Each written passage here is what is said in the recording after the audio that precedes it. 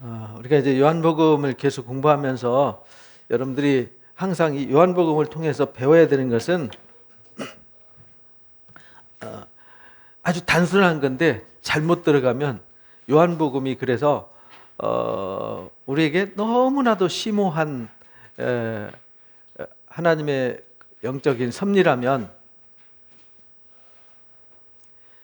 또 너무 깊어서 잘못 빠지면 헤어날 수 없는 늪이 또 요한복음이에요.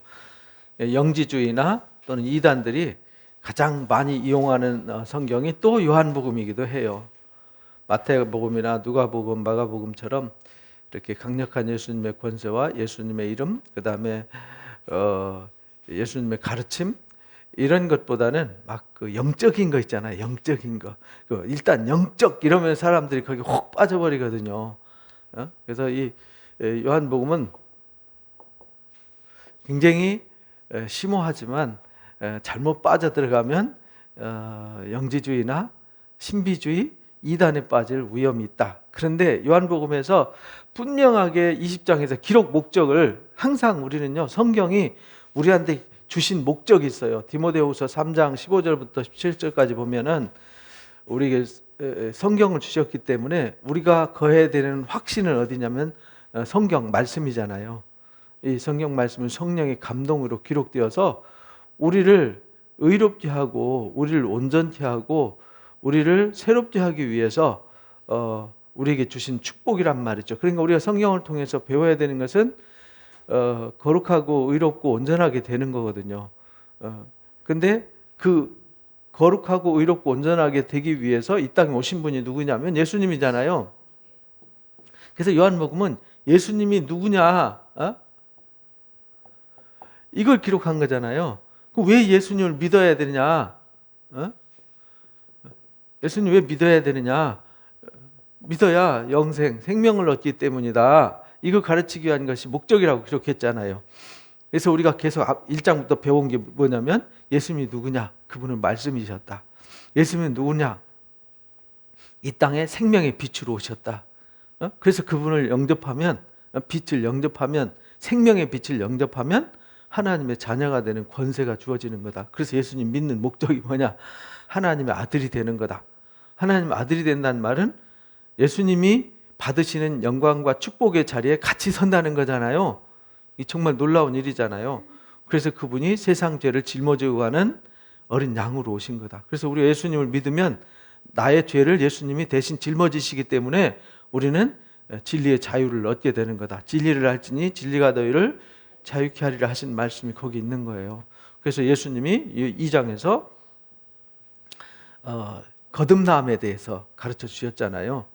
그러니까 뭐냐면 예수님이 이 땅에 오실 때 세례 받으시고 등장하실 때 이제 하늘에서 음성이 들리잖아요. 이는 내 사랑하는 자다 하면서 육신을 입고 30세까지 살았지만 그 이후에 새로운 삶의 변화를 주셨단 말이죠. 그러니까 우리도 세례를 통해서 다시 태어날 수 있음을 가르쳐 주셨어요. 그래서 물이 뭐가 될 수 있어요?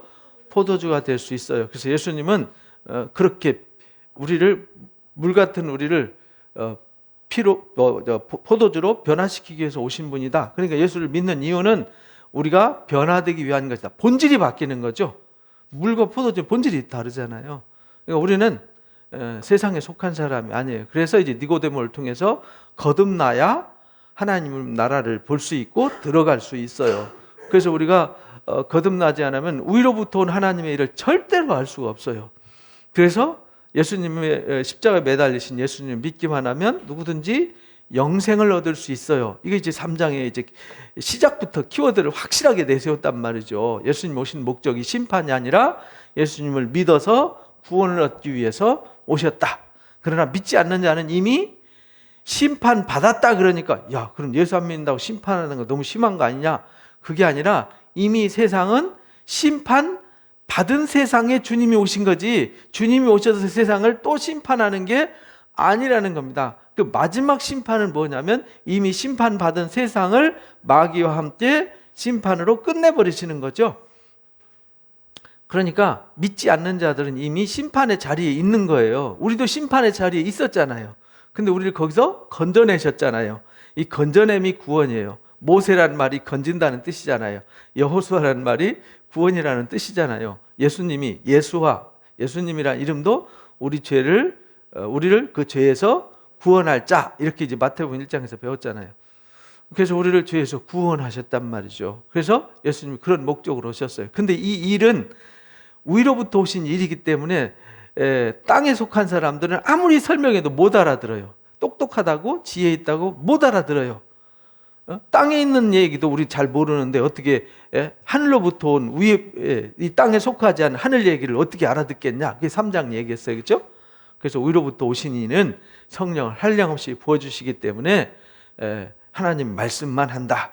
그래서 우리는 하나님 말씀을 들어서 예수 그리스도를 알고 거듭나고 구원받고 이렇게 돼야 되는 거다. 그래서 4장을 통해서 예수님은 누구든지 구별하지 않으신다.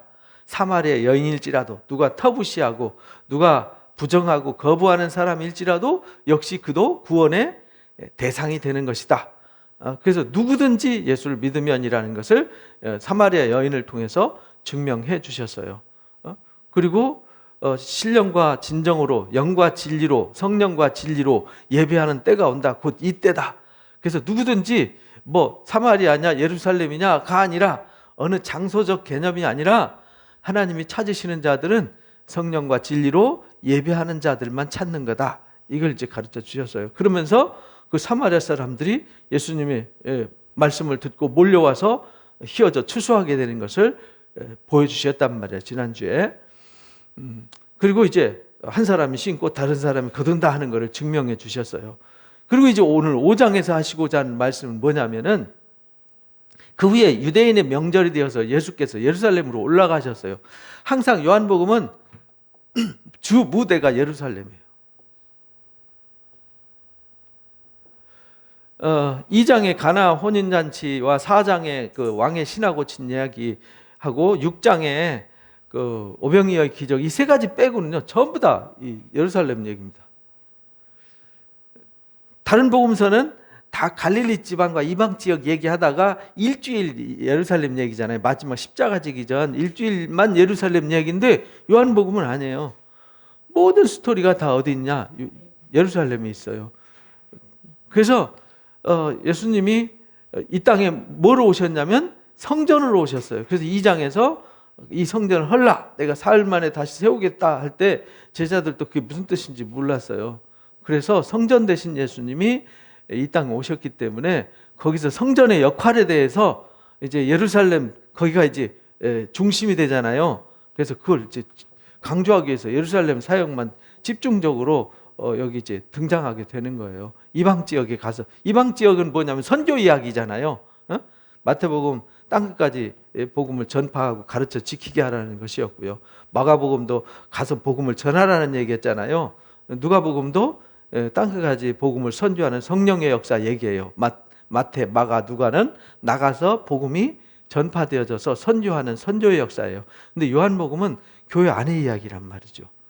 그래서 제자들한테 마지막 부탁한 것도 내 양을 먹이라, 내 양을 치라 하는 것으로 끝내요. 그죠? 베드로한테. 그러니까 예수님에 대해서 여기 기록한 것, 이 책에 기록된 것 외에도 엄청나게 많이 있지만 이것을 기록한 목적이 이거다. 그리고 예수님이 말씀하신 것을 이 땅에 다 기록한다면, 낱낱이 다 기록한다면 이 땅에 쌓아둘 곳이 없을 만큼 많다. 이렇게 이제 21장 끝에 25절에 그렇게 가르쳤어요. 그러니까 예수님이 기록 목적을 아주 명쾌하게 답을 주셨는데, 주로 이제 예루살렘의 중심을 두고 하신 말씀의 의미가 그런 의미가 있다. 근데 유대인이 명절이 되어서 다시 예루살렘 또 올라오셨어요. 4장에 갈릴리로 가셨잖아요. 가서 잠깐 가나에 갔다가 그 가버나움의 왕의 신하 고쳐준 얘기, 그리고 얘기 빼고는 바로 또 예루살렘으로 올라오셨어요. 예루살렘에 이제 뭐가 있냐면 양문 곁에 예루살렘에 그 들어오는 문이 여럿 있었는데요. 서쪽에서 올라오는 문이 있고 동쪽에서 들어오는 문이 있고 남쪽에서 올라가는 문이 있어요.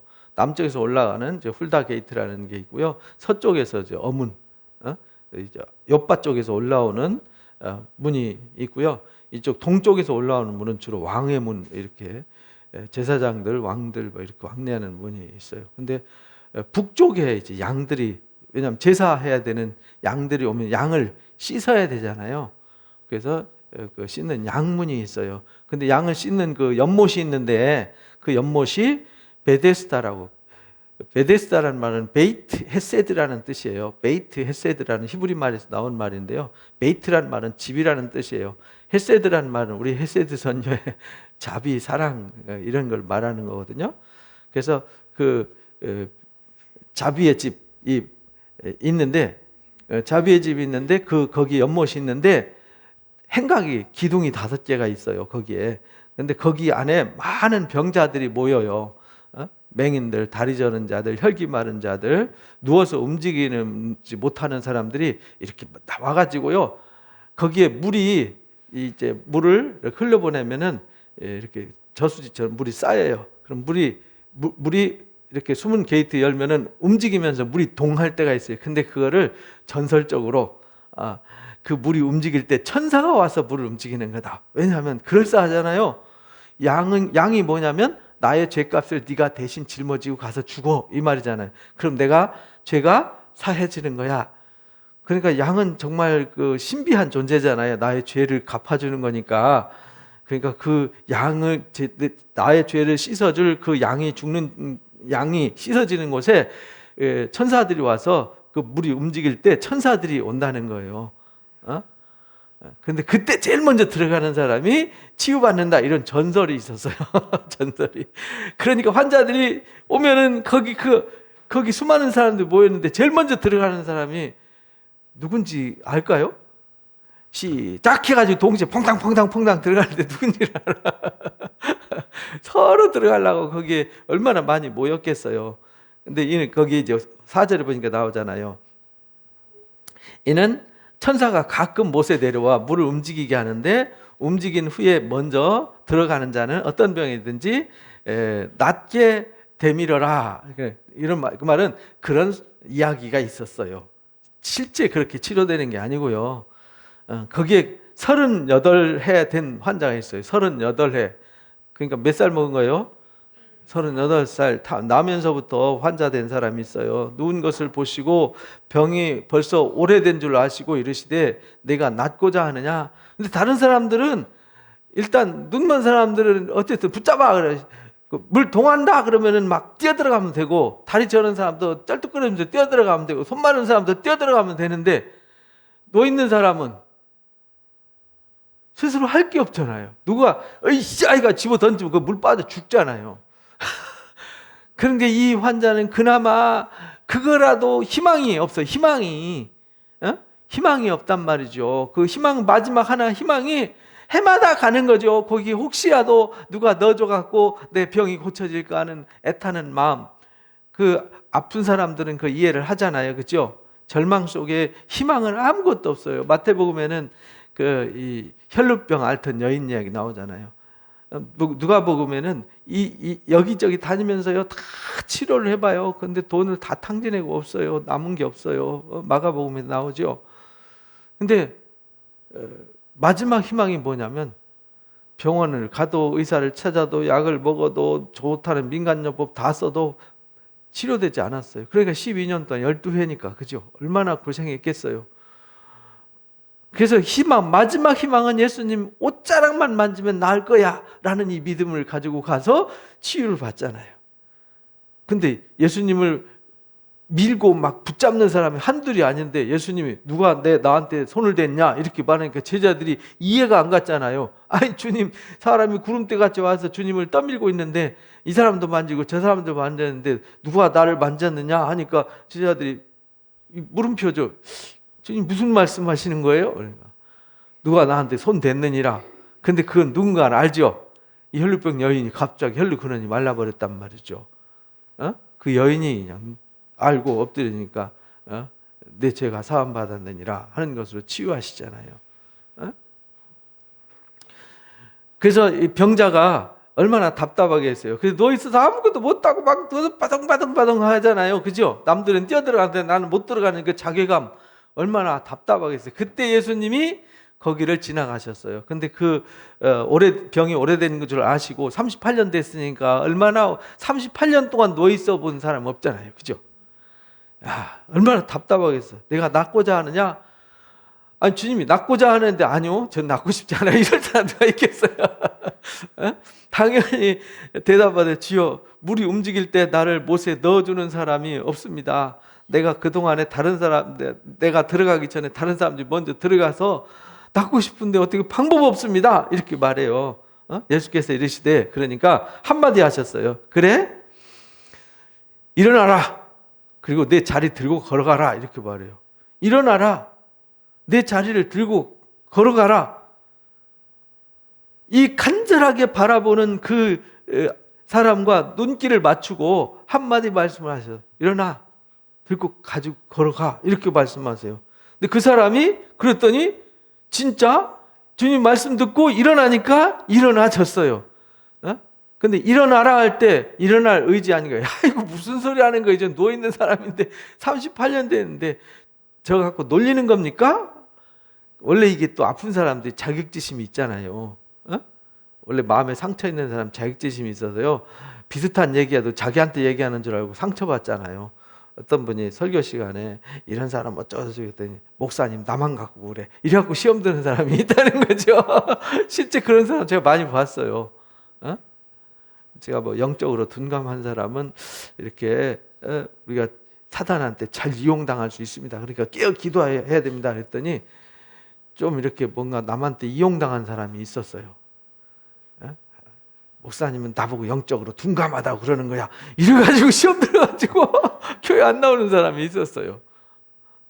그래서 참 그게 자격지심이잖아요.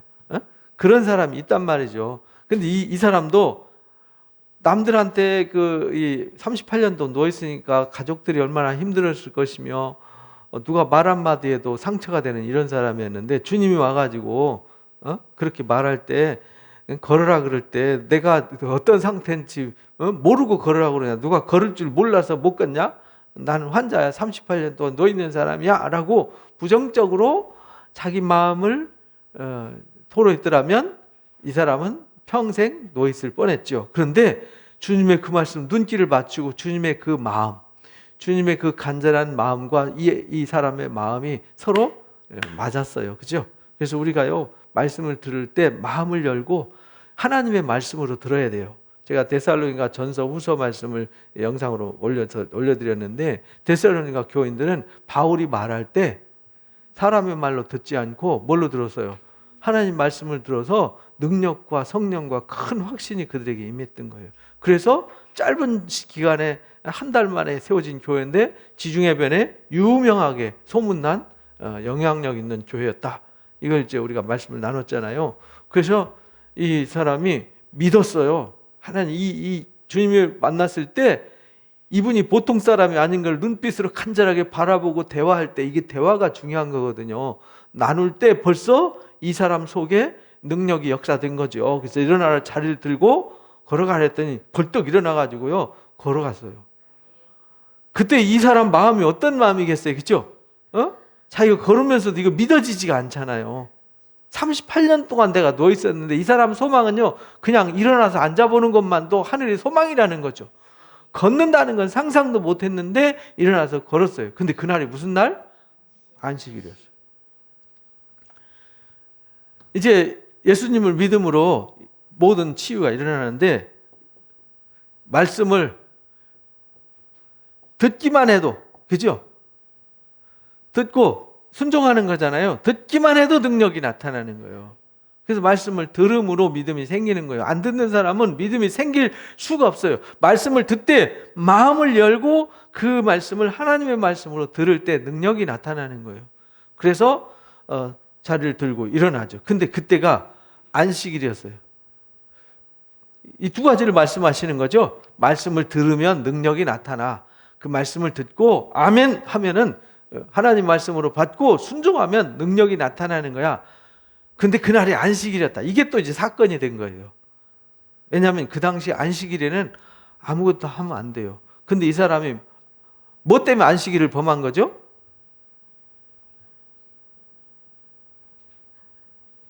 안식일에 자리를 뭐 하고 있어요? 들러매고 가잖아요. 안식일에는 뭐 하면 안 돼요? 일하면 안 된다. 안식일에는 뭐 들고 가거나 일하면 안 되는데 자리 들고 갔다고. 자리를 들고 걸어가 아니라 이랬잖아요. 그런데 안식일이었더라. 안식일에는요, 문도 열으면 안 돼요. 그래서 문을 열어놔야 돼요. 불도 켜면 안 돼요. 그래서 불도 켜놔야 돼요. 근데 안식일에 저녁에 자야 되는데 불을 모르고 켜놨어요. 그런데 불을 꺼야 되잖아요. 낮에도 불이 켜 있잖아요. 그러면요, 불 끄면 안 돼요. 그럼 불 끄려면 어떻게 해야 되냐? 지나가는 사람 불러요. 이방인을. 저 아저씨, 왜요? 저 불 좀 꺼주세요. 네가 끄면 되지. 우리는 안식일이라서 불 끄면 안 돼요. 당신이 와서 꺼주세요. 지금 유대인들 그렇게 지켜요. 엘리베이터도 누르면 안 돼요. 그래서 샤바트가 이제 안식일이라는 뜻이거든요. 샤바트 엘리베이터가 따로 있어요. 이제 거기 보면 샤바트 엘리베이터라고 이렇게 써 있어요. 거기 가면은 자동으로 서요. 안 눌러도 돼요. 그냥 타요. 그러면 층층이 다 서요. 그럼 예를 들어 20층 올라간다고 생각해 보세요. 몇 번 문 열어야 닫아야 돼요? 20번은 문 열었다 닫았다, 열었다 닫았다. 그러니까 이 유대인들이 잔꾀를 부리고 이방인들이 타는 샤바트 엘리베이터가 아닌 이방인들이 타는데 타요. 그래가지고 20층 눌러주세요 이렇게. 프레스 테닛 눌러주세요 이렇게. 근데 아는 사람들은 안 눌러줘요. 저도 알기 때문에 모른 척하고 못 들은 척하고 what? 이러면서 무슨 말인지 모르겠어요. 저 무슨 뜻인지 못 알아요. 그러고 그냥 내려봐.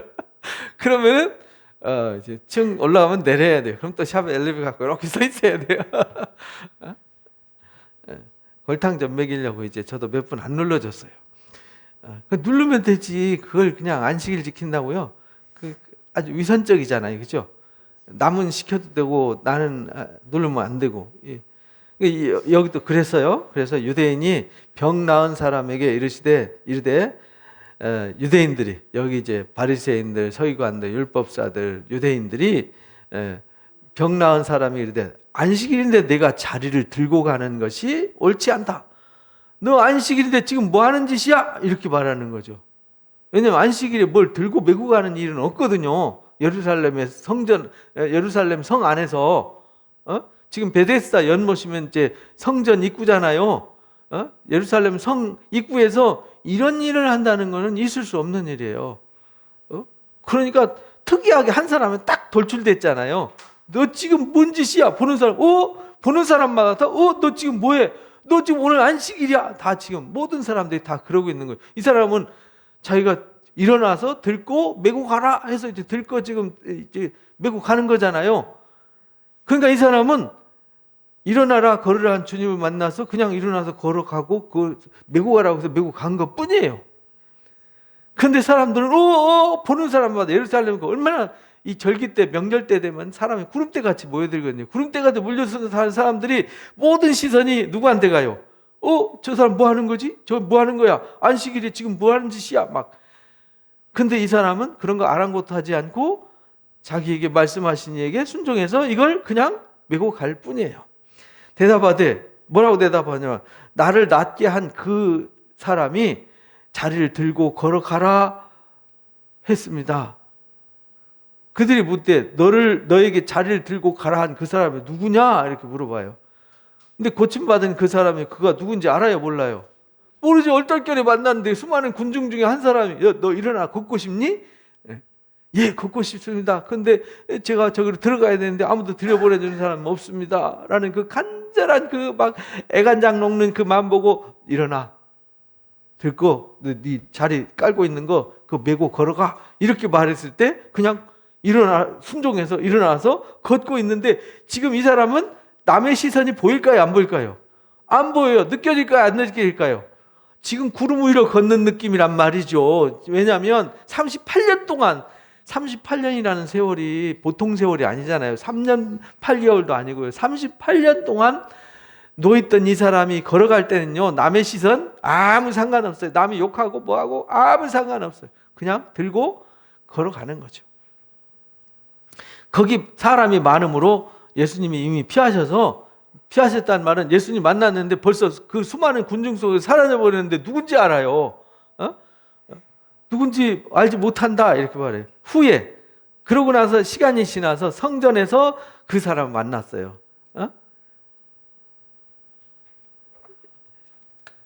이제 성전이 이렇게 있고 이제 성이 이렇게 있잖아요. 그러니까 이 성전 안으로 들어가서 여기 양문 베데스다가 이쪽이란 말이죠. 이쪽으로 들어오는 이제 스데반 문이 있어요. 사자문이 있고요. 여기 이제 이 헤롯 문이 있고 여기 다메섹 문이 있는데 바로 여기 이제 베데스다 연못이 있어요. 거기 이제 성전이 이렇게 동쪽으로 이렇게 돼 있잖아요. 동쪽으로 향해 있어요. 여기가 감람산이고요. 이쪽이 이제 흰동골짜기 이제 서쪽이에요. 옆바로 내려가는 지중해 쪽. 이쪽이 남쪽. 이쪽이 이제 북쪽이죠. 여기는 이 언덕이에요. 그러니까 주로 오는 데가 이쪽이에요. 사람들이 들어오는 쪽이 이쪽으로 올라오거나 이쪽 훌다게이트로 올라오는 사람들은 밑에 언덕으로 막 올라가야 되기 때문에 주로 이제 북쪽에서 오거나 서쪽에서 오거나 동쪽에서 오는 사람들은 주로 이쪽으로 와요. 이 성전문이란 말이에요. 그런데 성전 안에 이방인의 뜰이 있고 유대인 뜰이 있어요. 여기는 이방인 뜰이에요. 이방인 뜰은 거기는 장사꾼들이 쫙 와서 장사도 해요. 양도 팔고 비둘기 팔고 환전하고. 그래서 예수님이 여기 들어가셔서 노끈으로 채찍 만들어 가지고 막 그 짐승들 다 내쫓고 환전상들 막 상 뒤집어 엎고 이렇게 하셨던 데죠. 그리고 요 안에 들어가면 유대인의 뜰이 있어요. 여인의 뜰. 여기 이제 여인들만, 유대인들 중에 여인들만 들어가는 뜰이 있어요. 그리고 그 안에 유대인 뜰이 있어요. 거긴 유대인들만 들어가요. 거기 앞에 써 있어요. 유대인들 외에 들어가면 죽임을 당한다. 이렇게 써 있어요. 거룩한 곳이기 때문에 아무나 못 들어가요. 그래서 여기 지금 이 성전 안에 들어가서 이 사람을 만난 거예요. 만나 이르되 보라 내가 나았으니 더 심한 것이 생기지 않게 다시는 뭐 하지 말라고요? 죄를 범하지 말라. 그러니까 이 사람이 지금 병이 생긴 건 뭐 때문이라는 거예요? 죄 때문이다. 그러니까 죄 지으면 병 생기는 거야. 이런 뜻이 아니고요. 이 세상에 사람이 늙고 병들고 한 모든 이유는요, 사람이 죄 아래에서 살아가기 때문에 병든다는 뜻이에요. 다시는 죄 짓지 말라 그러니까 네가 죄 져서 병 생긴 거야 이런 말이 아니라 어둠 속에서 살아가는 거죠. 주님을 떠나서 하나님을 떠나서 사람들이 살아가면서 아웅다웅하고 살아가기 때문에 우리가 이제 병들고 문제가 생기는 거잖아요. 그래서 더 심한 것이 생기지 않도록 다시는 죄를 범하지 마라. 그러니까 다시 세상 사람들처럼 살지 마라. 너는 이제 새롭게 다시 치유받고 다시 태어났으니까 너희는 이제 그리스도 안에서 살아라. 진리 안에서 살아라. 빛 가운데서 살아라. 하나님 말씀으로 살아라. 이런 의미로 말씀하신 거죠. 그 사람이 유대인들에게 가서 아까 물어봤잖아요. 누가 너를 그렇게 낫게 했어? 이렇게 했는데 이 만나고 나서 이분이 예수님이구나. 왜냐하면 동네 소문나서 이제 사람들 따라다니는 거 보고 이제 다 아는 거죠. 그 주변 모든 내용은 다 생략되었으니까 가서 자기를 고친 이가 예수님이라고 자랑을 했어요. 나 고친 사람이 누구냐면 예수라는 분이야. 예수님이라는 분이 나를 이렇게 고쳤어. 난 38년 동안 누워 있었는데 도저히 믿을 수가 없어. 내가 이렇게 걷고 있다니. 내가 그래서 이거 메고 가는 것도 그분이 하라고 해서 한 거야. 난 그분의 말씀에 순종한 것밖에 없어. 근데 나를 이렇게 낫게 해서 그분이 예수라고 막 하면서 지금 사람들한테, 궁금한 사람들한테 가서 뭐 하는 거예요? 자랑하는 거예요. 자랑. 그러므로 안식일에 이러한 일을 행하신다 하여 유대인들이 예수님을 박해하게 되었더라. 그래서 예수님이 안식일을, 이 사람들이 안식일, 그러면 안식일은 이래야 돼 라는 어떤 틀이 딱 짜져 있어요. 그 틀을 못 벗어나는 거죠. 우리도 기독교가 교리라는 틀이 있잖아요. 교리라는 틀에 갇혀갖고 그거 가지고 너 구원 받았어 안 받았어, 너는 죄인이야 아니야, 너는 너는 문제가 있는 거야 없는 거야. 그래서 자꾸 이제 정죄하는, 교리라는 거, 율법이라는 거 가지고 자꾸 이제 정죄하는 기능을 가지고 정죄를 하잖아요. 그러니까 예수님은 정죄를 위해서 오신 게 아니란 말이죠. 율법이나 이런 교리를 통해서 죄가 무엇인지를 깨닫고 새롭게 하라고, 깨달음을 얻으라고 한 거지, 사람을 죽이라고 막 사람을 판단하라고 정죄하라고 준 게 아닌데 사람들이 그걸 이제 착각하는 거죠. 그래서 예수님을 박해했어요. 안식일의 의미가 뭔지를 몰랐어요. 안식일은 이거 하면 안 돼, 저거 하면 안 돼, 이것만 알았지 안식일이 왜 있는지는 몰랐어요. 오늘날 기독교인들 똑같지 않습니까? 교회가 왜 존재해야 되는지, 우리가 왜 예수를 믿어야 되는지 그 이유는 잃어버리고요. 서로 교파 싸움하고 교리 싸움하고요. 서로 좌파 우파, 교회 안에도 좌파 우파 갈라져 있잖아요. 아주 싸우고 있어요. 교회는 왜 왔는지 이유도 잃어버렸어요. 그래서 막 서로 정죄하면서, 그래서 기독교 안에서도 서로 갈등하고 싸우고 막 이런 아주 부패와 부정으로 이제 얼룩져 있는 거죠. 근데 예수님은 그 모든 것을 다 해체시켜버린 거죠. 야, 나는 안식일의 주인이야 라고 이제 마가복음 2장에서 그렇게 가르쳐 주시잖아요. 마태복음 12장에서도 안식일 논쟁이 벌어지니까, 야, 안식일이 사람을 위해서 있냐, 사람을 위해서 안식일이 있냐, 한번 생각해 봐라. 야, 교회가 사람을 위해서 있냐, 사람을 위해서 교회가 있냐. 쉽게 판단할 수 있는 거잖아요. 그죠? 근데 이 사람들이 그걸 몰랐어요. 그래서 예수님을 박해했더라. 그러니까 오늘날 우리도요, 이 신앙을 잘 생각해야 돼요. 우리가 뭐 때문에 신앙생활 하지? 교회는 왜 있는 거지? 이거 잘 생각해야 돼요. 그래서 이 안식일 때문에 예수님이 박해받기 시작했어요. 사실은 안식일 주신 목적이 안식일을 지켜 거룩하게 하라는 말은 안식일을 통해서 너희가 거룩해져야 돼, 이걸 가르치려고 한 거잖아요. 근데 안식일을 위해서 사람이 있는 꼴이 되었어요. 안식일이 더 중요해요. 사람보다 안식일이 더 중요해요. 그러니까 안식일이 사람 살리는 게 아니라 사람 죽이는 일을 하고 있어요. 그래서 예수님은 아니야, 그게 아니야. 나는 안식일의 주인인데 안식일에 내가 뭐하러 왔냐? 살리러 왔어. 그러니까 안식일을 뭐하러 왔냐? 사람 치유하고 살리는 날이야, 이 말이에요. 근데 유대인들은 죽이는 일을 하고 있잖아요. 예수께서 이르시되 내 아버지께서 이제까지 일하시니 나도 일한다. 안식일은 주님이 뭐하는 날? 일하시는 날이에요. 그러니까 지금 이 38년 된 병자를 뭐하는 일을 했어요?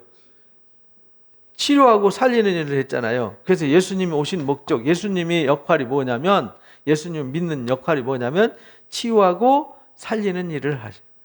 하나님이 일하세요. 무슨 일을 하냐? 치유하고 살리는 일을 하세요. 그래서 아버지께서 이제까지 일하셨어요.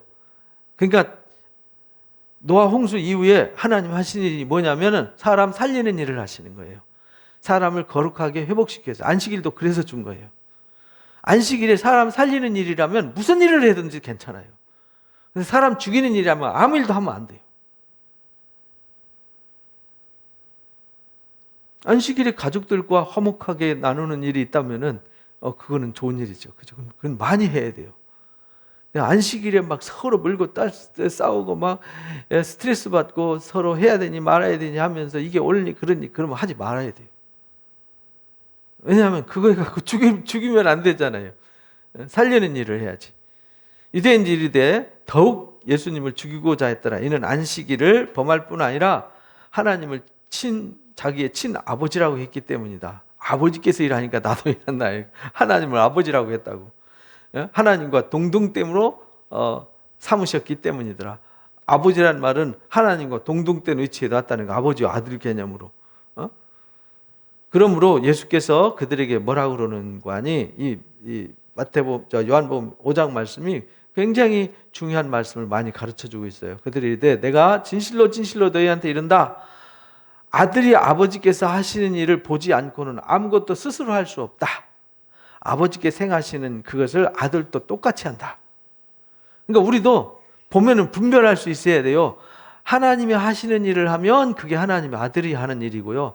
하나님이 하시는 일이 아닌 것을 하면 그건 하나님의 아들이 하는 일이 아니에요. 교회 안에서 누구를 정죄하고 누구를 죽이는 일을 하고 누구를 헐뜯는 일을 하고 누구를 비난하는 일이 있다. 그럼 그건 저 속에는 아들이 없구나. 저기는 아버지가 없구나, 하나님이 하시는 일이 아니구나, 그냥 그 무시해버리면 돼요. 교회 안에서 할지라도, 목사가 하는 일이 할지라도 사람을 죽이는 일을 하면 저건 하나님이 하시는 일이 아니야. 돌아서면 되는 거예요. 안 들으면 되는 거예요. 그렇잖아요. 근데 아버지가 하는 일을 봤어요. 아들이 하는 일을 봤어요. 그럼 아버지가 하는 일, 아들이 하는 일을 그대로 하는 게 교회가 하는 일이고요. 오늘 목사가 하는 일이고 성도가 하는 일이에요. 그래서 그걸 분별할 수 있어야 돼요. 그래서 예수님이 분별하라는 거예요. 유대인들과 지금 병자 앞에 세워놔놓고 아버지가 하는 일인지 아닌지 분별해봐라, 그런 말입니다. 나는 아버지가 하는 일을 한 거야. 살리는 일을 했잖아. 아버지는 처음부터 그 일을 해왔어. 그리고 나는 스스로 내가 어떻게 죽은 사람을 살려내? 38년 된 병자를 일으키는 거는 하나님만 할 수 있어. 근데 그 일을 누가 했냐? 아버지께서 옛날도 하셨어. 그래서 난 아버지가 하는 일을 봤기 때문에 나 아버지가 한 일을 하는 거야, 이렇게 말하는 거야. 아버지께서 아들을 사랑하셔서 자기 행하시는 것을 그 아들에게 보이시고 그보다 더 큰 일을 보이사 너희를 놀랍게 여기게 하실 거다.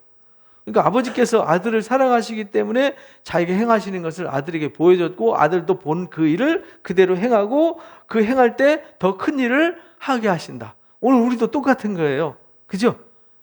우리가 주님이 하시는 일을 지금 봤잖아요. 그죠? 사도들을 통해서 하시는 일을 봤어요. 우리도 그 일을 행하는 거죠. 왜? 본 걸 행하는 거예요. 모르는 걸 어떻게 행해요? 아는 걸 행하는 거지. 그래서 아는 것을 예배하는 거잖아요. 아는 것을 행하는 거죠. 그래서 우리가 성경을 배우고 예수님을 바라보고 예수님을 닮아가고 하나님을 바라보고 하나님을 닮아가는데 이상한 목사를 닮아가고 이상한 교주를 닮아가고 이러면 안 된다, 이 말이죠. 그렇잖아요. 이만희를 닮아가고 이상한 이재록 목사 이런 사람 닮아가면 안 되잖아요. 저 나무개 목사 이상한 이런 거 닮아가면 안 되잖아요. 우리가 바라보는 건 누굴 바라봐야 돼요? 예수님을 바라보고 하나님을 바라보고 그가 하는 일이 하나님이 하는 일인가 아닌가는 금방 구별되잖아요. 이게 부정한 일인가 거룩한 일인가 보면 금방 알잖아요. 그래서 하나님은 아들을 사랑하셔서 자기 행하시는 것을 아들에게 보이셨고요. 또 그보다 더 큰 일을 행하셔서 더 놀랍게 여기게 하세요. 그 더 큰 일이 뭐냐면 십자가를 지는 일이었어요. 모든 인류의 죄를 다 짊어지시고 십자가에 죽으셨다가 3일 만에 뭐 하셨어요? 살아나셔서 모든 사람이 살아나게 하시는 이 기적을 행하신 거죠. 이건 아무나 할 수 있는 게 아니잖아요. 아버지만 하실 수 있어요. 그래서 아버지께서 죽은 자를 일으켜 살리신 것과 같이 아들도 자기 원하는 자들을 뭐예요? 살리신다. 이게 이제 하나님이 하시는 일이란 말이죠. 죽은 자를 일으켜 살리세요. 예수님은 이 38년 된 병자를 일으킨 것, 이것은 그 단순히 38년 병자를 일으키러 오신 게 아니에요. 이것처럼 마치 38년 된 병자는 죽은 거나 똑같잖아요. 죽은 거나 똑같은 자를 일으켜 살리신 것과 같이 아들은 뭐하러 왔냐? 죽은 자를 살리러 오셨어요. 그래서 더 큰 일을 행하러 오셨어요. 십자가에 못 박혀 죽으시고 3일 만에 일어나셔서 믿는 모든 사람들이 예수를 믿으면 다 구원받고 부활에 이르도록 옛사람이 죽고 그리스도 안에 새로운 피조물이 되어서 모든 사람들이 하나님의 자녀의 영광에 이르게 하는 이 일을 위해서 오셨다. 이걸 가르치는 거예요. 그래서 예수님 오신 목적, 요한복음은요, 그걸 배우는 거예요. 그걸. 우리 예수를 믿는 이유는 예수님을 만나서 우리가 죽은 사람이 뭐 하는 것? 살아나는 거예요. 예수님 만나서 물이 포도주가 되는 거죠. 예수님 만난 사람이 거듭나는 거죠. 그래서 하나님 나라를, 못 보는 하나님 나라를 바라보고 하나님 나라에 들어갈 수 있게 되는 거죠. 아버지께서 아무도 심판하지 않으시고 심판을 다 아들에게 맡기셨어요. 그래서 심판은요, 이미 결정된 거잖아요. 보는 자는 살고 보지 않는 자는 심판받아요. 이미 그래서 아무도 심판하지 않으시고 이 땅에 예수님을 보내주셨어요. 그래서 예수님 믿는 자는 구원을 받고 믿지 않는 자는 이미 심판을 받았느니라. 그래서 요한일서 5장에 그러잖아요. 아들이 있는 자는 생명이 있고 아들이 없는 자는 이미 심판을 받았느니라.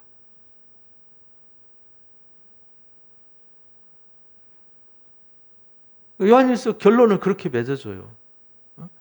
왜 우리가 예수님을 영접해야 되는지, 왜 주님을 사랑하고 주의 말씀을 지켜야 되는지, 왜 주님의 사랑을 가슴에 품고 우리가 주님을 사랑하듯이 사람들을 사랑해야 되는지 이유를 그렇게 가르쳐 주셨어요. 이는 모든 사람으로 아버지를 공경하는 것 같이 누구를 공경하게 하려고? 예수님을 공경하게 하려고.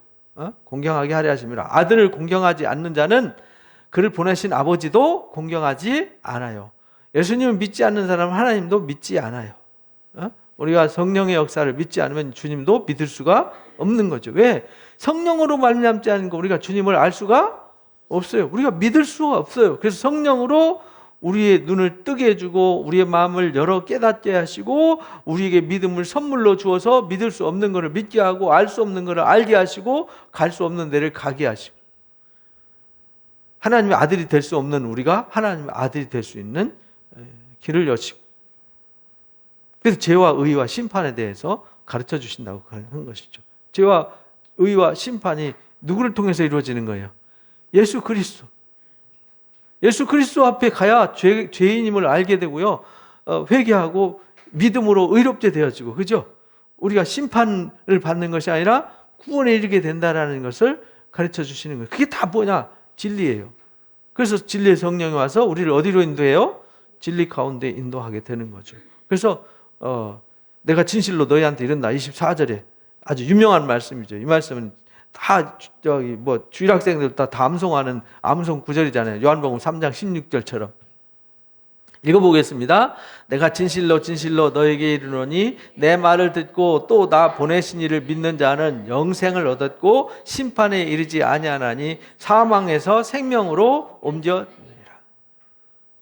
우리가요 주님 말씀을 듣고, 그래서 지금 이 38년 병자가 주님 말씀 뭐 했어요? 들었어요. 듣고 나 보내신 이를 믿는 자는 영생을 얻었고, 그래서 이 사람이 듣고 믿고 일어나라고 해서 일어났더니 일어나졌잖아요. 메고 가라니까 메고 가잖아요. 들고 가라니까 들고 가잖아요. 그것처럼 믿는 자는 영생을 얻어요. 심판에 이르지 않아요. 그래서 심판에 이르지 않는다는 걸 강조하는 거예요. 심판을 아들에게 맡기셨다. 이 말은 아들이 심판이 기준이 되는 거예요. 예수님을 통하지 않고는 아무도 아버지께 갈 자가 없어요. 그래서 아버지께 갈 자가 없다는 얘기는 다 심판받는다는 뜻이잖아요. 그래서 예수님만이 유일한 구원의 길이에요. 내가 길이요 진리요 생명이에요. 그래서 예수님을 믿으면 사망에서 생명으로 옮겨져요. 이 놀라운 사실을 우리가 믿어야 되는 거죠. 그래서 요한일서에 보면은 요한복음의 내용과 요한복음의 내용을 자세히 잘 배우고 읽고 나면 요한일서가 더 은혜가 돼요. 아주 그 요한복음에 있는 엑기스를 뽑아가지고 마치 요약해 놓은 듯한 느낌? 진실로 진실로 너에게 이르노니 죽은 자들이 하나님의 아들의 음성을 들을 때가 온다. 누가 하나님의 아들의 음성을 들어요? 죽은 자들. 곧 이때라. 듣는 자는 살아나리라. 그러니까 하나님의 아들이 없는 사람들은 이미 뭐한 사람들이에요? 죽은 사람들이에요. 그래서 에스겔 마른 골짜기에 심히 마른 뼈들을 보여주면서 인자야 이 뼈들이 살겠느냐? 그러니까 글쎄요 저 심히 마른 저 뼈들이 살 수 있을까요? 잘 모르겠는데요. 그러니까 이 뼈를 향해서 대언해봐. 말씀을 전해봐 이 말이거든요. 그러면 이 뼈 저 뼈 들어맞을 거야. 그리고 거기에 살이 덮이고 가죽이 덮이고 힘줄이 생기고 그리고 네가 생기를 향해서 대언해봐. 생기야 저 속에 들어가서 살아나게 하라 하면은 저들이 살아날 거야. 진짜요? 그래 해봐.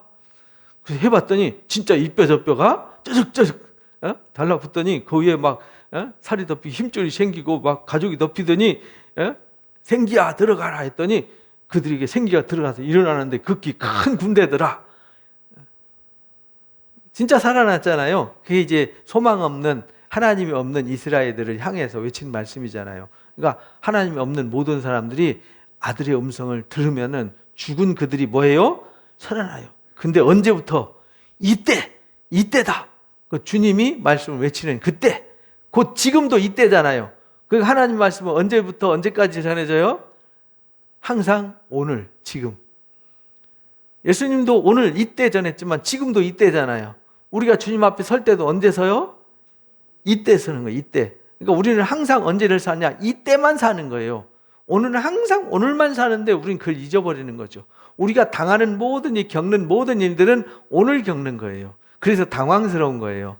내일일 줄 알았는데 오늘이니까. 그죠? 사실은 내일은 없거든요. 다 오늘밖에 없어요.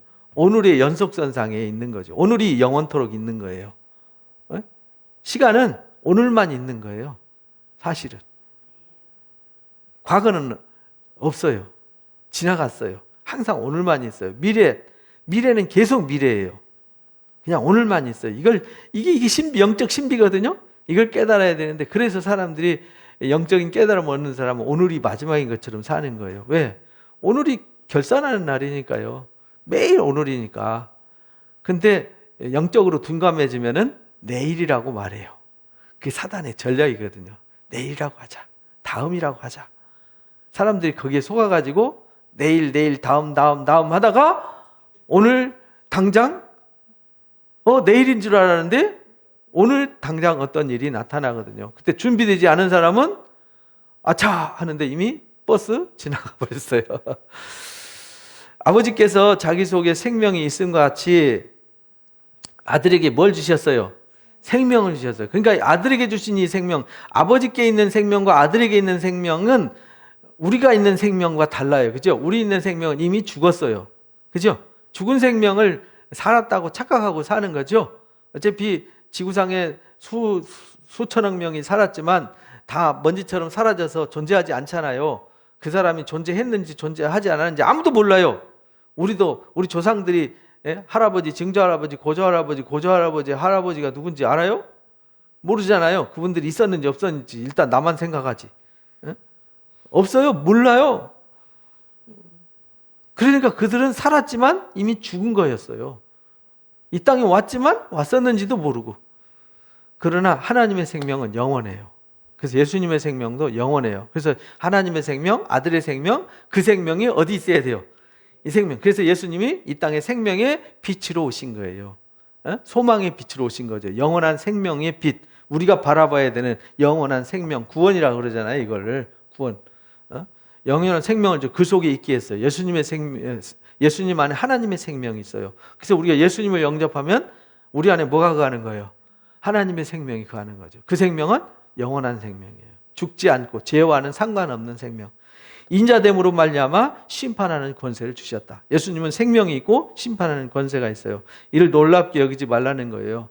무덤 속에 있는 자가 그 음성을 들을 때가 온다. 무덤 속에 있는 자들. 선한 일을 행한 자들은 무슨 부활로? 생명의 부활로. 악한 일을 행한 자들은 심판의 부활로 나타나요. 그래서 죽은 자도 부활하는데 심판의 부활로 나타나는 거고요. 의인들은 생명이에요. 그러니까 부활은요, 우리만 부활하는 게 아니에요. 안 믿는 사람도 부활해요. 근데 그들은 부활해서 영원토록 심판의 자리에 있게 되는 거죠. 고통스러운, 거의 마가복음엔 그러잖아요. 거의 구데기도 안 죽는다. 물론 소금에 어디 대학구이 먹으러 가니까 소금에다가 구워 먹더라고요. 그 온도가 엄청 높거든요. 그러니까 그런 곳이다 이 말이에요.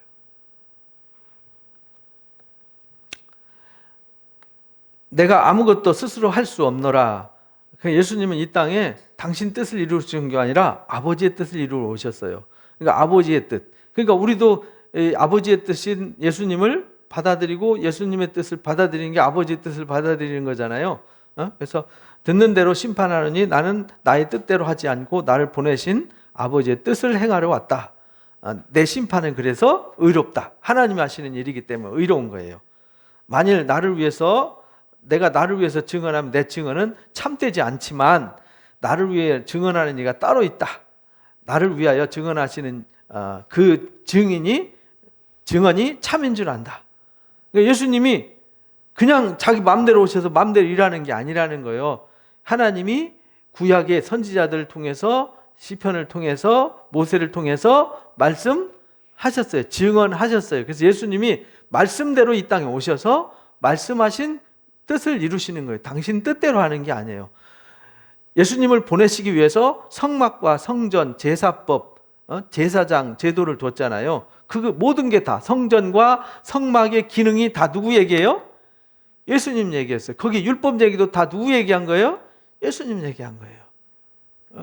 아브라함한테 이삭의 씨를 주셨어요. 이것도 누구 얘기한 거예요? 예수님 얘기해요. 요셉을 통해서 하나님의 역사를 이루세요.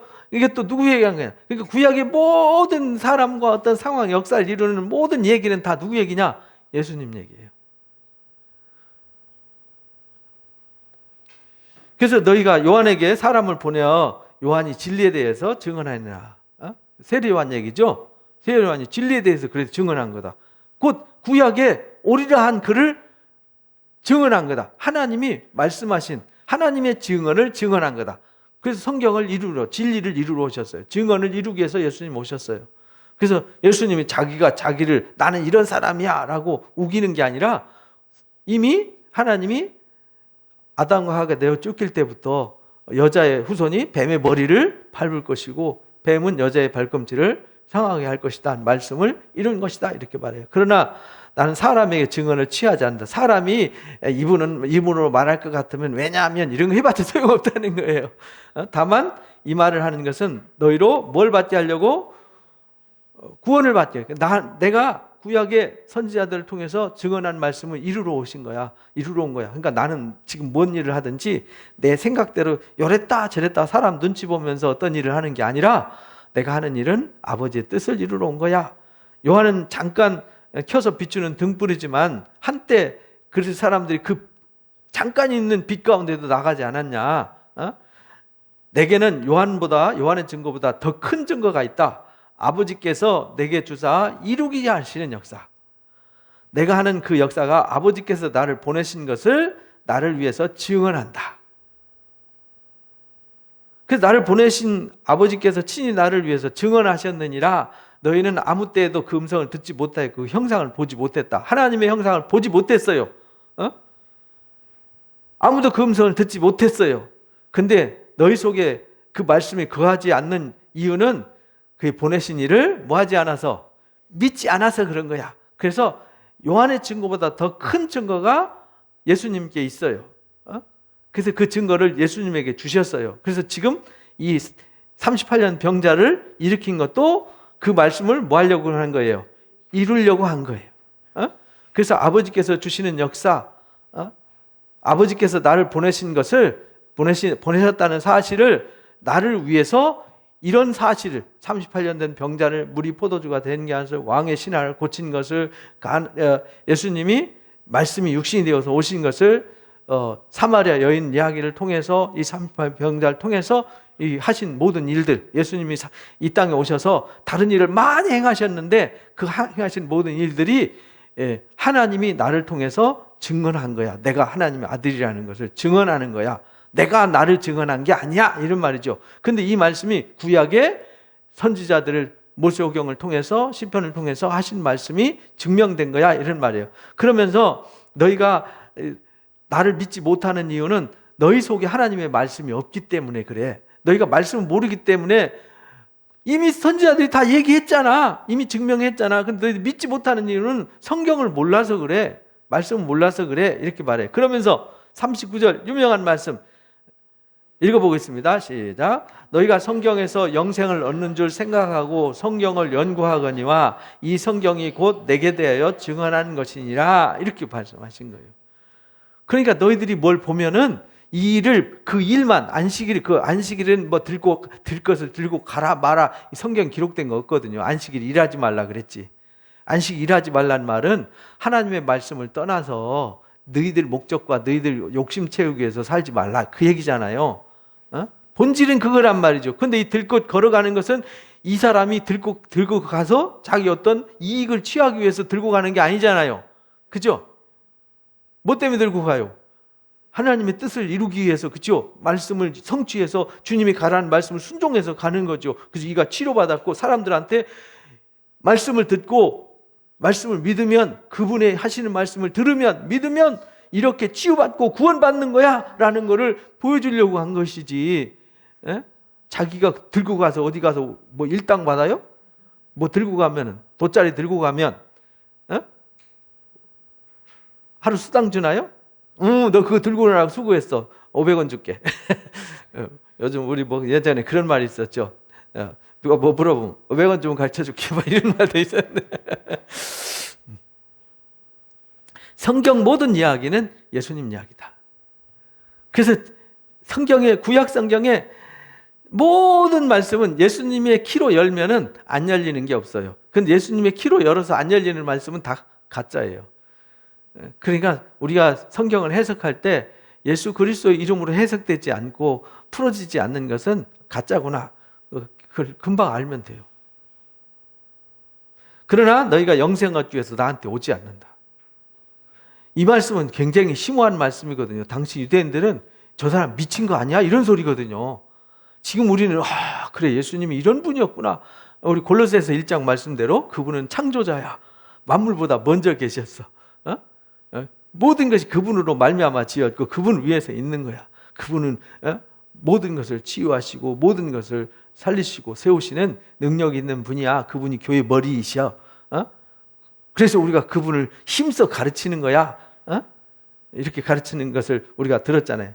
여기서 그러나 너희가 영생을 얻기 나한테 오지 않는다. 나는 사람에게 영광을 취하지 않는다. 그래서 예수님은 사람의 눈치를 보지 않았어요. 당신이 오셔서 해야 될 일만 한 거죠. 오늘 교회도 마찬가지죠. 우리가 뭐 어쩌고 저쩌고 해도 우리는 그냥 주님이 하시는 일만 하면 되는 거예요. 세상 사람들이 비난하든 조롱하든 뭐 교회가 어쩌고 저쩌고 하든 말든 그냥 우리는요, 아버지의 뜻을 가슴에 품고 아버지가 하는 일을 하는 거예요. 아버지가 하는 일은 뭐하냐? 살리고 구원하고 치유하고 세우는 일이에요. 다만 하나님을 사랑하는 것이 너희 속에 없음을 알았노라. 하나님을 사랑하는 게 있었으면, 사랑하는 마음이 있었으면 지금 하는 일을 보고 이것이 옳다 이렇게 말했을 텐데, 오히려 38년 된 병자가 일어나는 거 보면은 야, 이건 하나님이 하신 일이야. 그래, 우리가 해야 되는 이런 일이야. 이렇게 해야 되는데 오히려 그걸 막 비난해서 예수님을 잡아 죽이려고 그러잖아요. 그래서 그들은 하나님 사랑하는 마음보다는 자기 의를 세우려고 하는 마음이 강했어요. 그래서 로마서 10장에 그렇게 말하잖아요. 유대인들이 예수님을 십자가에 못 박고 예수님의 그 십자가의 복음을 받아들이지 못하는 이유는 하나님의 의를 받아들인 게 아니라 자기 의를 내세우려고 하기 때문에 그런 거다. 율법은 십자가로 완성된 거다. 텔로스라고 하는 끝이다. 끝. 더 이상 없다. 끝났다. 이렇게 말했는데 그들은 그 의미를 알지 못했어요. 나는 내 아버지의 이름으로 왔다. 그러니까 예수님은 하나님의 이름으로 왔어요. 그러니까 하나님의 이름으로 왔는지 안 왔는지는 금방 알아요. 막 갈등을 조장하고 분열을 일으키고, 봉군 신천지나 안상홍지나 다 뭐 분열주의자들이잖아요. 그죠? 예수님은 오셔서 너희들은 나쁘고 우리는 선해 이런 거 안 하잖아요. 모두 다 병자든 나병 환자든 또 죄인이든 사마리아인이든 구별하지 않는 것이 하나님의 일이란 말이죠. 우리는 어느 누구든지 구별하면 안 돼요. 그 사람이 약한 사람이든 병든 사람이든 그 사람이 못난 사람이든 뭐 바보 같은 사람이든 하나님은 똑같이 그들을 구원의 대상으로 보는 거죠. 그죠? 우리도 사람을 나의 잣대로 평가하면 안 되잖아요. 누구든지 다 구원받아서 그들을 품는 자가 돼야 되는 거죠. 예수님이 그렇게 했으니까 우리도 그렇게 해야 되는 거잖아요. 예수님도 아버지가 하는 일을 보고 아버지가 하는 일을 행하셨잖아요. 그러니까 우리도 주님이 하는 일을 보고 주님이 하시는 일을 행하면 되는 거예요. 그게 교회고 그것이 성도가 해야 될 일이에요. 내가 아버지 이름으로 왔는데 그들이 영접지 않았어요. 만약 다른 사람이 와서 나는 말이야 나 이런 사람이야 그러면 영접했을 거라는 거죠. 대단한 권세를 내세우고 막 잘난 체 하면은, 그래서 저 사람 뭐 스펙이 어떻고 저 사람은 뭐 어떤 능력이 있고 막 하면 사람들이 그 사람을 영접할 거라는 거죠. 너희가 서로 영광을 취하고 유일하신 하나님께로부터는 영광은 구하지 않는다. 어찌 나를 믿을 수 있느냐? 내가 너희를 아버지께 고발할까 생각하지 마라. 너희를 고발하는 이가 있다. 곧 너희가 바라는 자 모세니라. 주님은 고발하러 오지 않았어요. 우리도 고발할 필요 없어요. 고발은 누가 하죠? 이 성경이 하잖아요, 성경이. 그래서 예수님도 그랬어요. 나도 너희를 심판하지 않아. 나중에 12장에서 배워요. 난 너희를 심판하지 않아. 심판할 이가 따로 있어. 여기 있잖아, 여기. 어떤 사람은 심판받고 어떤 사람은 구원받는다고 써 있잖아. 그러니까 우리도 누굴 정죄할 필요 없어요. 심판은 누가 하세요? 하나님과 하나님 말씀이 하는 거예요. 그러니까 우리는요, 뭔 일만 하느냐? 살리는 일만 열심히 하면 돼요. 우리가 정죄하고 우리가 심판하려고 요즘 페이스북에 이렇게 댓글 달리는 거 보고, 페이스북에 글 올라오는 거 보고, 뉴스에 보고, 신문에 보고 막 보면요, 전부 다 하나님만 있어요. 다 심판자만 있어요. 우리는 심판자가 아니라 우리는 어떻게 하면 살릴까만 고민하고 살리는 일만 열심히 하면 돼요. 가정에서, 일터에서, 교회 안에서 어떻게 하면 살릴까? 누구를 판단하고 정죄하고 비난하는 게 아니라 어떻게 하면 살릴까만 고민하시면 돼요. 그리고 내가 살아나면 돼요. 내가 주님이 살리려고 오셨으니까 내가 뭐 해야 돼요? 살아나야죠. 내가 변화돼야 되죠. 내가 거듭나야 되죠. 내가 온전케 돼야 되죠. 남들은 다 되는데 나는 안 되고 나는 앉아가지고 입만 살아가고 있으면 안 되잖아요. 그죠? 그래서 모세가 다 심판할 거라는 거예요. 여기 율법에 우리 디모데 전서 여러분들 읽으셨잖아요. 1장에 보면 율법을 주신 목적은 불의한 자, 악한 자를 심판하려고 율법 준 거지, 의로운 사람을 위해서 율법 준 게 아니야, 이렇게 했어요. 율법은 불의한 자를 정죄하기 위해서 있는 거예요. 너 그렇게 하면 죄인이야. 너 그렇게 하면 심판받아. 이게 율법의 기능이라는 거죠. 주님은 그런 일을 위해서 오시지 않았어요. 긍휼과 사랑을 위해서 오셨고 치유와 살림과 회복과 영광을 위해서 오신 분이에요. 우리가 교회가 그런 일을 해야 되는 거죠. 모세를 믿었더라면 나도 믿었을 거다. 그가 내게 대해서 뭐 했으니까? 기록했으니까. 모세오경 얘기가 다 누구 얘기라는 거예요? 예수님 얘기라니까요.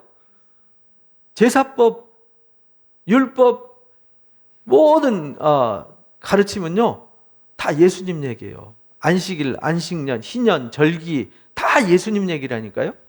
근데 그 예수님 얘기로 안 풀리는 얘기를 구약에, 그 안식교회가 문제가 있다는 거예요. 안식일 교회가. 구약의 안식일 얘기는 예수님으로 다 완성된 건데 자꾸 구약의 율법 얘기로 돌아가서 안식일 날도 토요일 날 지켜야 된다, 일요일 날 지켜야 된다. 그거 중요한 게 아니거든요. 우린 엿새 일하고 하루 쉬라는 거지, 그게 토요일이냐 일요일이냐 월요일이냐 그건 아무 의미가 없다니까요. 그러나 그 글도 믿지 않거든 어찌 내 말 믿겠냐. 모세에 써는 이 글도 안 믿는데 어떻게 예수님 믿겠냐. 우리는요 하나님의 말씀을 믿고 성경의 키워드는 예수님에 대해서 썼다. 요한복음의 기록 목적은 예수님이 누구냐를 썼고 왜 그를 믿어야 되냐를 썼다. 그러니까 오늘 우리가 1장부터 쭉 읽으면서 이 주제를 잃어버리면 안 돼요. 이 주제를 잃으면 삼천포로 간다니까요.